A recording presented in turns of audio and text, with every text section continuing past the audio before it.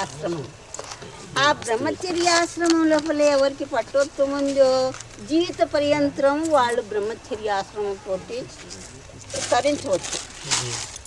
దాంట్లో వాళ్ళు ఇది లేకపోతే, పట్టుత్వం లేకపోతే, ఇంద్రియాల్ని గెలవలేకపోతే, మనసుని నిగ్రహించలేకపోతే గృహస్థం లోపల ఎట్లా ఉండాలి? నియమ నిష్ఠతో ఉండాలి, ధర్మ మార్గంగా ఉండాలి.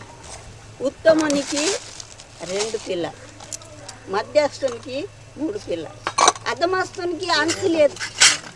ఎందుకు గన్నరాదు? సంతానం ఎందుకు గన్నరాదు? భగవంతుడు ఇచ్చేటప్పుడు ఇప్పుడు పిల్లలు కావాలని కొందరు ఎంతో ఆదేశపడతారు, కారు. అది అయ్యేటోళ్ళకి అవుతుంది సంతానం, అందరికీ కాదు.